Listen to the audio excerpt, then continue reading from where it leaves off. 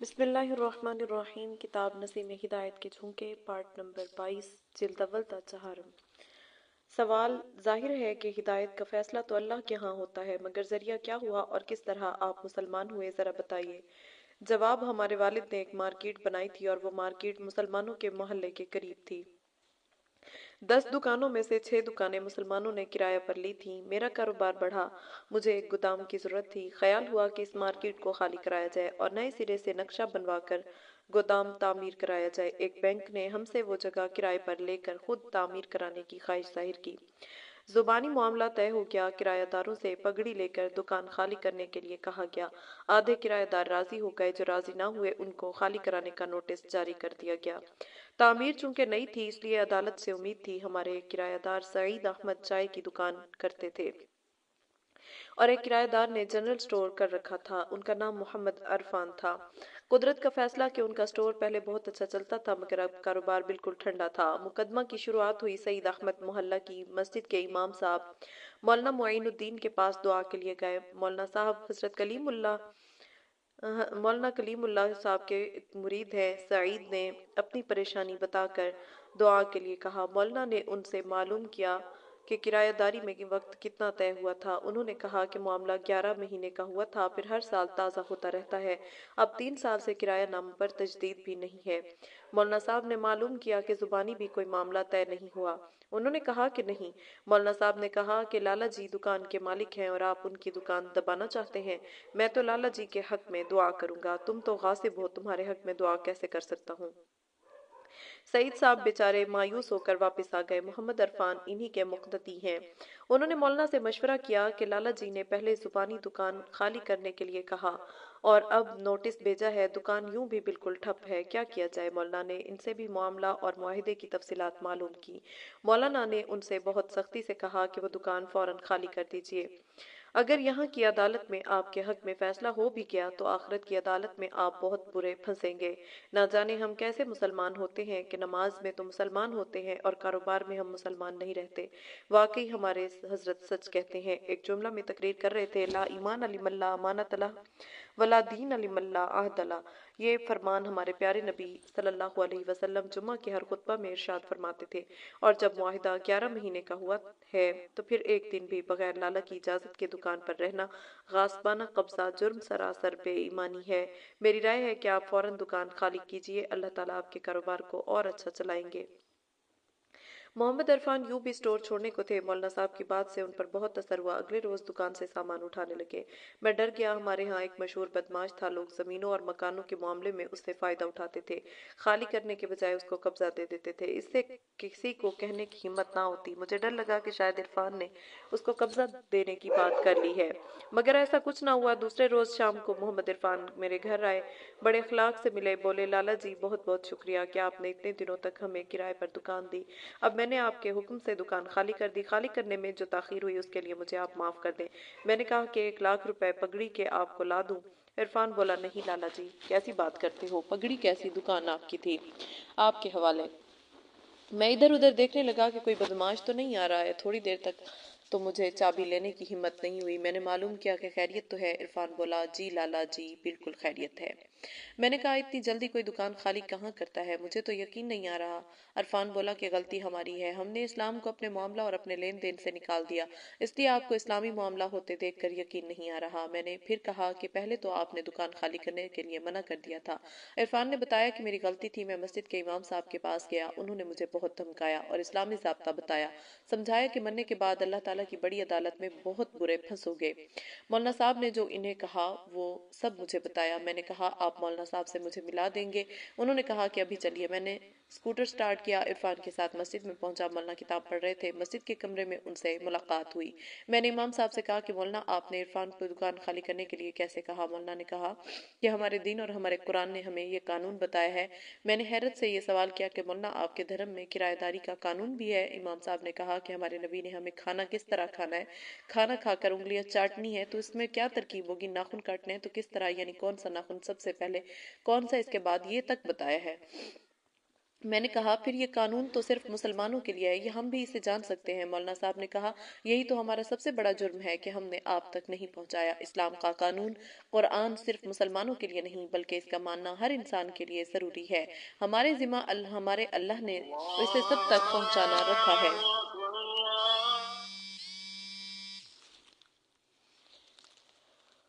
اسلام کا قانون اور قرآن صرف مسلمانوں کے لیے نہیں بلکہ اس کا ماننا ہر انسان کے لیے ضروری ہے۔ ہمارے ذمہ ہمارے اللہ نے اسے سب تک پہنچانا رکھا تھا۔ ہم نے غفلت کی اور اس جرم میں ساری دنیا کے مسلمان ذلیل و خوار ہو رہے ہیں۔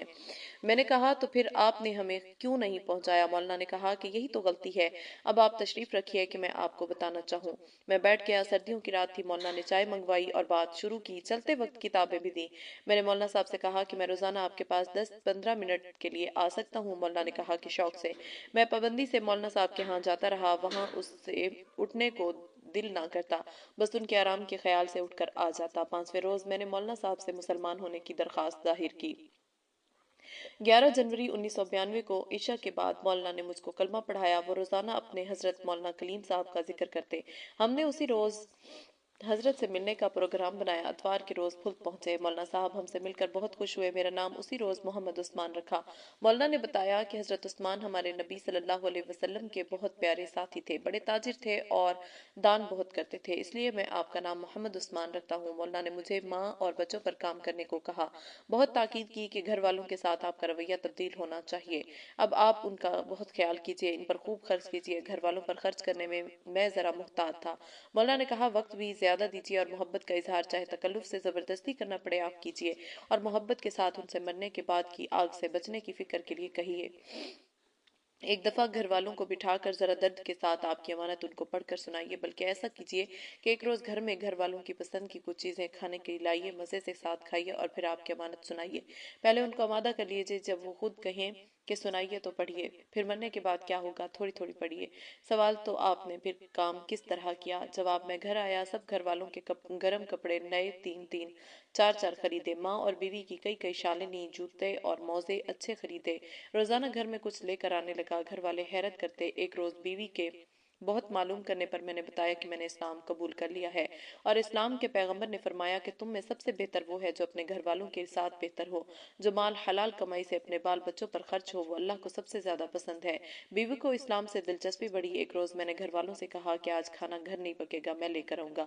میں ایک اچھے ریسٹورنٹ سے بہت سارے کھانے لے کر آیا، مزے لے کر گھر والوں نے کھایا۔ پھر میں نے ان سے کہا کہ انسانیت کے بہت سچے پریمی محبت کرنے والے کی ایک بھیٹ میں لے کر آیا ہوں، دیکھو نام بھی کتنا پیارا، آپ کی امانت آپ کی سیوا میں، آج ہم یہ سنیں گے، اسے کون پڑھے گا؟ میری بیوی نے کہا میں پڑھوں گی۔ میں نے کہا کہ آپ پڑھیے۔ پڑھتے پڑھتے وہ رونے لگی، وہ پڑھ نہ سکی تو میں نے کتاب لی اور پڑھنا شروع کیا۔ پوری کتاب میں نے پڑھی، میری ماں بھی کئی بار روئی۔ میں نے ماں سے کہا ماں کیا ارادہ ہے، اب نرک میں جلنے کا یا بچنے کا؟ ماں نے کہا کہ ایک تنکا تو ہاتھ پر رکھ نہیں سکتے، نرک میں کیسے جلیں گے؟ کتاب میں بالکل سچ لکھا ہے۔ میں نے کلمہ پڑھنے کی درخواست کی، اللہ کا کرنا وہ تیار ہو گئی۔ پھر کیا تھا، میری بیوی، میرے 3 بچے جو چھوٹے تھے، سب نے مل کر میرے کلمہ پڑھنے کے 11ویں روز کلمہ پڑھ لیا۔ میں ان کو لے کر اگلے پیر کو پھلک پہنچا۔ مولانا صاحب نے میری والدہ کا نام آمنہ، میری اہلیہ کا زینب، دونوں بیٹوں کا محمد حسن حسین، بیٹی کا نام فاطمہ رکھا۔ مولانا بہت خوش ہوئے، ہمارے امام صاحب کو اور مجھے بار بار دعا دیتے رہے۔ سوال آپ نے اپنے خاندان والوں میں فوراً اعلان کر دیا؟ جواب مولانا نے سختی سے اعلان کرنے سے منع کر دیا، کیونکہ ہمارے گھر میں سب ساتھ تھے، اس لیے ابتدا میں کچھ مشکل نہ ہوئی۔ سن 1992 کے حالات تو آپ جانتے ہیں، آخری درجے میں آگ لگی ہوئی تھی۔ بابری مسجد کی شہادت کو ابھی 1 مہینہ ہوا تھا۔ 1 سال کے بعد رفتہ رفتہ لوگوں میں بات کھل گئی۔ خاندان والوں نے بہت مخالفت کی، ہندو تنظیموں نے بہت دھمکیاں دیں، بہت مرتبہ زیادتیاں کی، سسرالی لوگ میری بیوی اور بچوں کو اٹھا کر لے گئے، ان پر بھی بہت سختیاں کی۔ میں نے جماعت میں گھر جا کر پھر گھر میں حیات الصحابہ اور حکایت الصحابہ پڑھنی شروع کر رکھی تھی، میری بیوی بچوں کو سناتی تھی۔ اللہ کا شکر ہے کہ ان سختیوں سے ہم سبھی کو فائدہ ہوا۔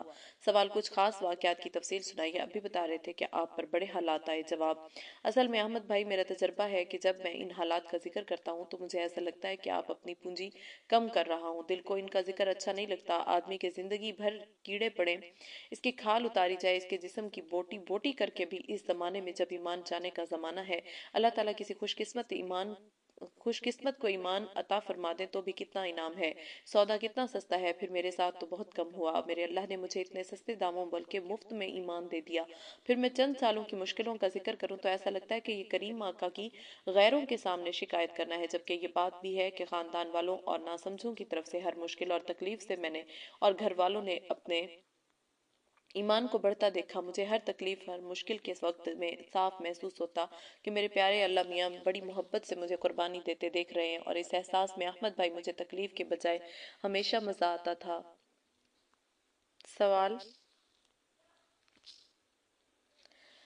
बाद में आपने हिजरत भी कर ली थी? जवाब, हजरत के मशवरा की वजह से मैंने गाजियाबाद में सकूनत इख्तियार कर ली थी, मगर बाद में हालात अच्छे हो गए और कुछ दावती मसलहतों की वजह से वापस आ गया हूँ।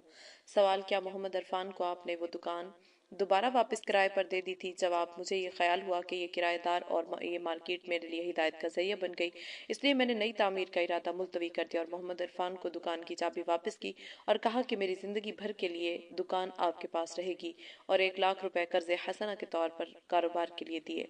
अल्हम्दुलिल्लाह उनका कारोबार चल गया और अल्लाह का करना, सईद साहब के खिलाफ अदालत ने दुकान खाली करने का हुक्म जारी कर दिया। वो मौलाना मोइनुद्दीन साहब के बहुत मोतकिद हो गए हैं कि मौलाना लाला जी के हक में दुआ के लिए कहा था, अल्लाह ने लाला जी के हक में फैसला करवा दिया। बार बार मौलाना साहब से माजरत करते और मुझसे भी मुआफ़ी मांगते हैं कि हमने अल्लाह के कानून को नहीं माना, अब आपको मुकदमा में खर्च करना पड़ा, वो आप हमसे ले लीजिए। मैंने उनको भी दुकान वापस दे दी है अल्हम्दुलिल्लाह। सवाल, मैंने सुना है कि आपने बाद में और लोगों पर भी दावत का काम किया है? जवाब, बस अल्लाह ने मुझे अपने हिदायत याब होने वाले बंदों की हिदायत का जरिया बना लिया, वरना मैं कहाँ और दावत का अजीम काम कहाँ। असल में मैंने एक भट्टा लगाया था, भट्टा में आग छोड़ने के लिए यानी इफ्तिताह के लिए मैंने हजरत से दरख्वास्त की। मौलाना साहब ने अलीगढ़ के एक सफ़र में वादा फरमा लिया। फिर मुझे उन मजदूरों पर काम के लिए कहा और कहा कि भट्टा में दहकती आग से आप दोज़ख को अच्छी तरह समझा सकते हैं। अल्हम्दुलिल्लाह 8 सालों में 100 से ज़्यादा मजदूर मुसलमान हो गए हैं और अल्हम्दुलिल्लाह मैंने 86 लोगों के चिल्ले भी लगवा दिए हैं। इसके अलावा भी इधर उधर अल्लाह ने मुझे गंदे को हिदायत का जरिया बना दिया है। सवाल, खैर के कामों में खर्च का भी आपको बहुत शौक है? जवाब, असल में सच बात तो ये है कि हम चौकीदार हैं, माल हमारे पास अमानत है।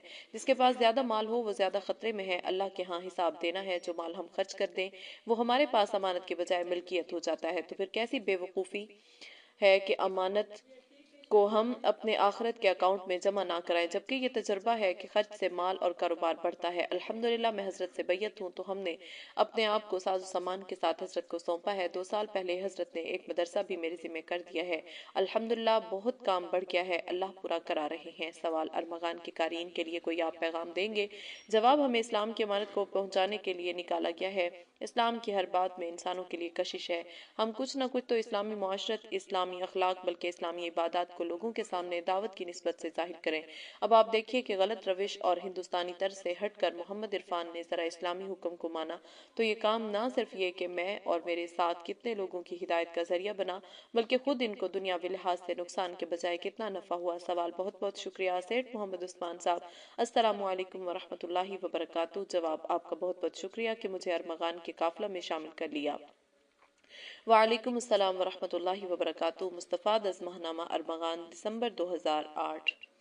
भाई अलाउद्दीन राजेश्वर से एक मुलाकात। अहमद अव्वा, अस्सलामु अलैकुम वरहमतुल्लाहि वबरकातुहू। भाई अलाउद्दीन, वालेकुम अस्सलाम वरहमतुल्लाहि वबरकातुहू।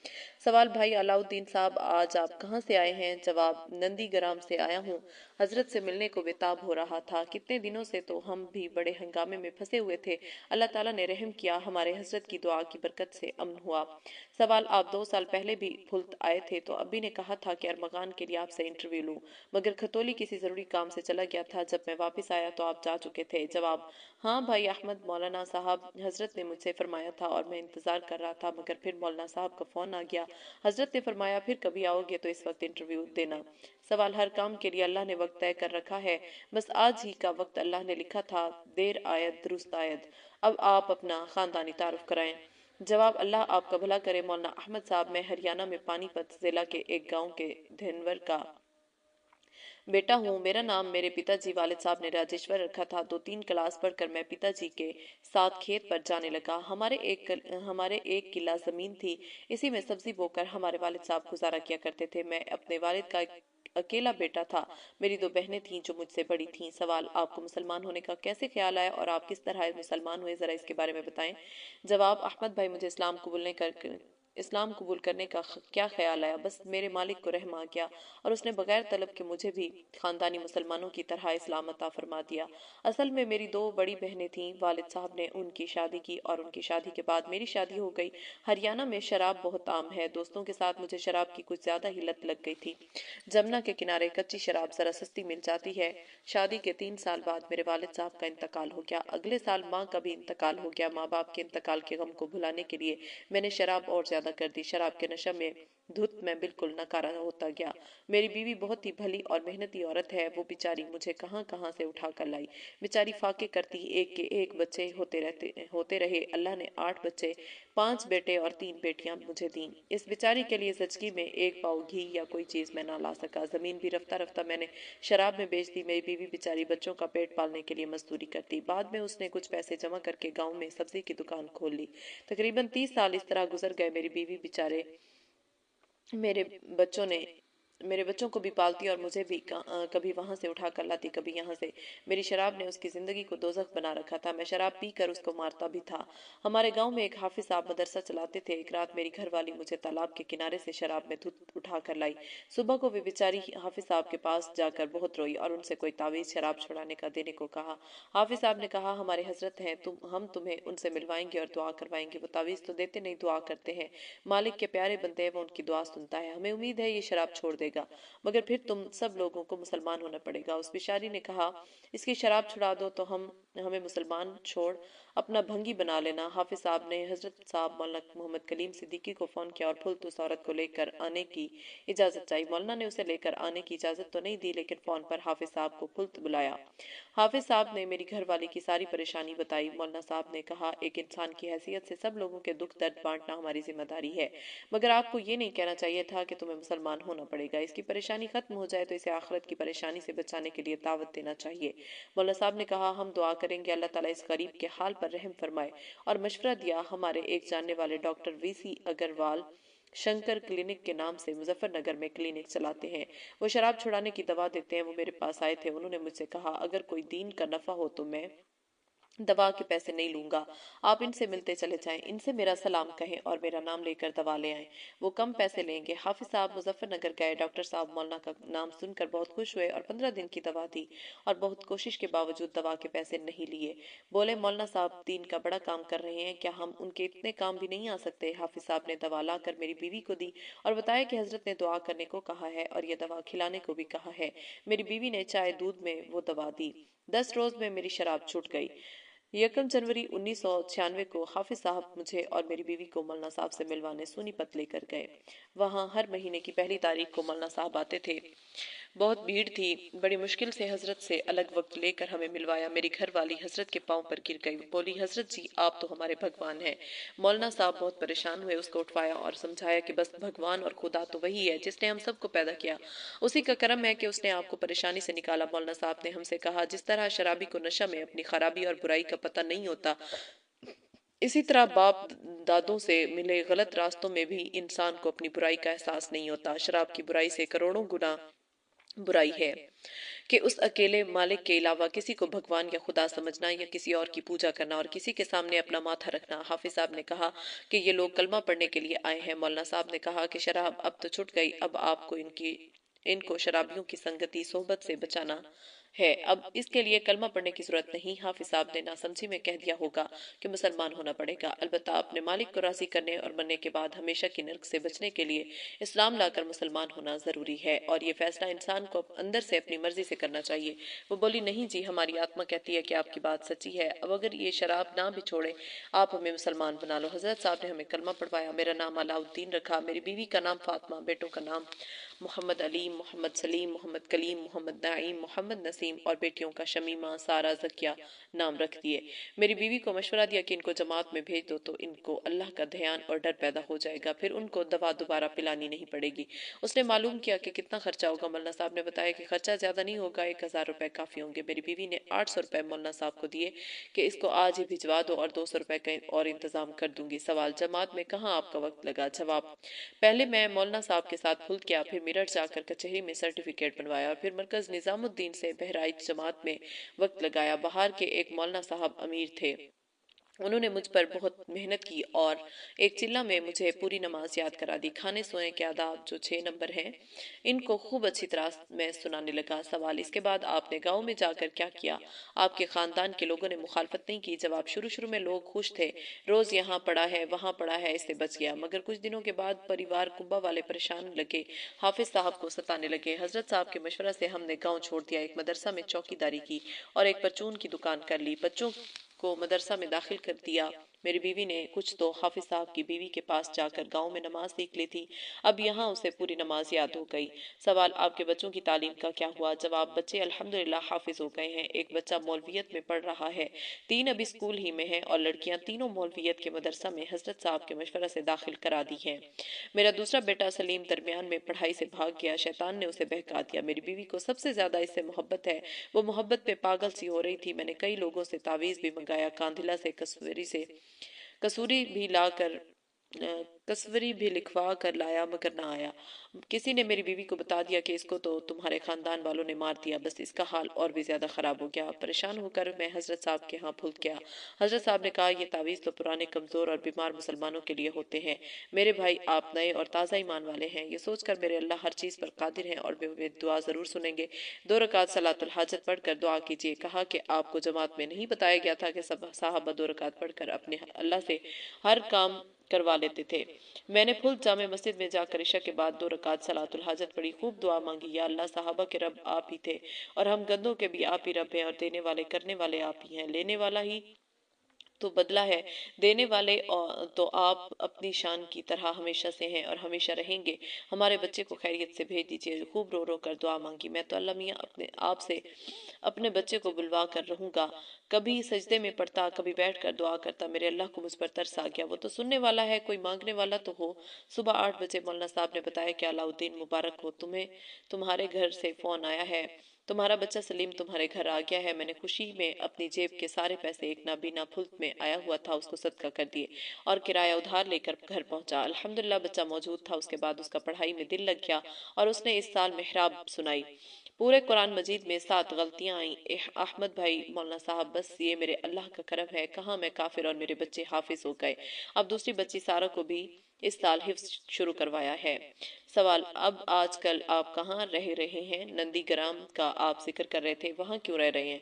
जवाब, हजरत साहब ने मुझे कलकत्ता के एक ठेकेदार के साथ काम पर लगा दिया था। पहले तो मैं मजदूरी करता था, बाद में उसने मुझे स्टोर कीपर बना दिया। 9 मुस्लिम होने की वजह से वो मेरा बहुत ख्याल रखते हैं। नंदीग्राम में एक फैक्ट्री का उन्होंने ठेका लिया, मुझे भी वहां ले गए।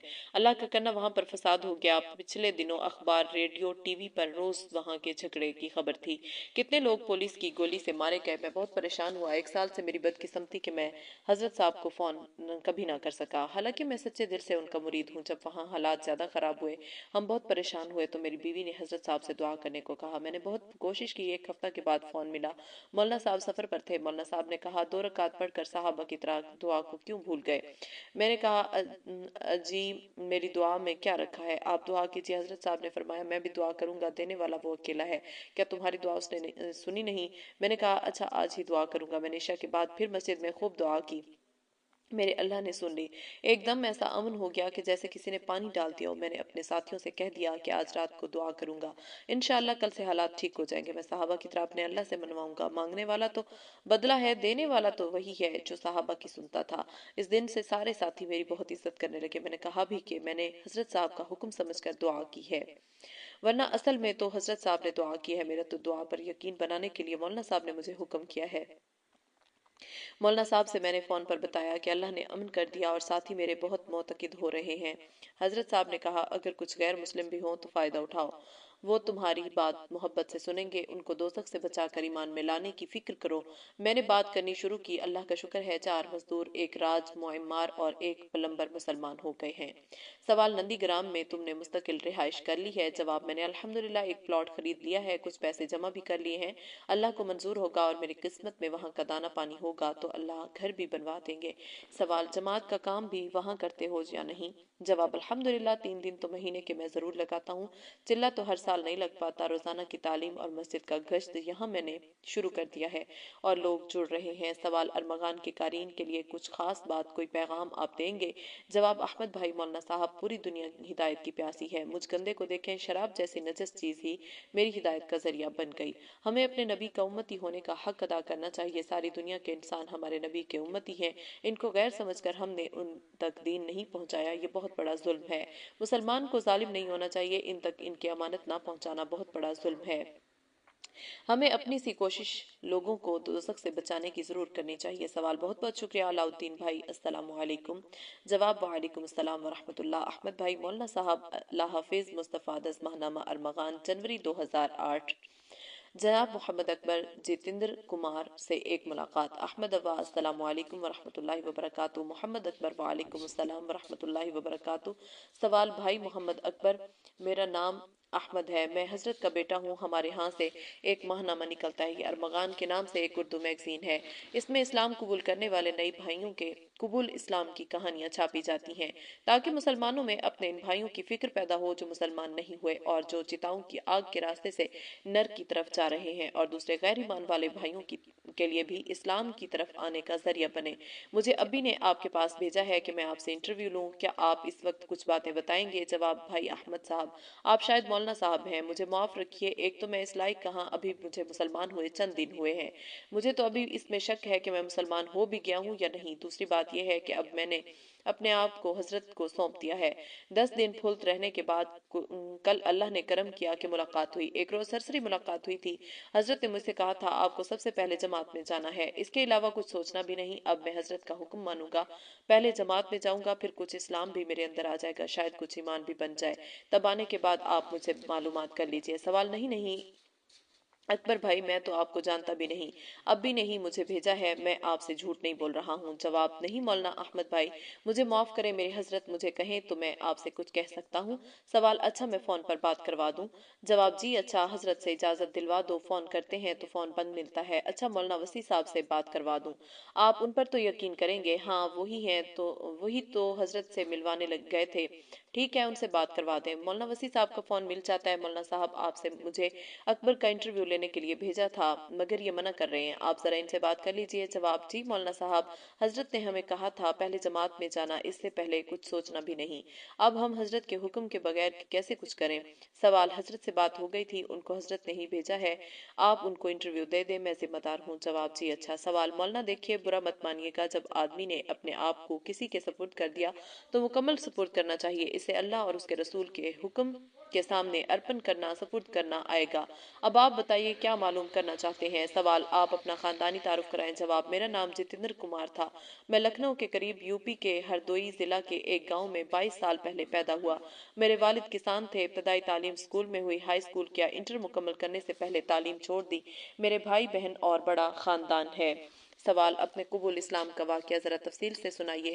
جواب ہمارے قصبہ اور علاقہ میں مسلمان ہیں مگر نام کے، اور بدعتی اکثر ہیں، لیکن کچھ مسجدوں میں تبلیغ کا کام ہوتا ہے، وہاں مسجد میں جب نماز ہوتی تو صبح اور رات کو امام صاحب زور زور سے قرآن مجید پڑھتے تھے۔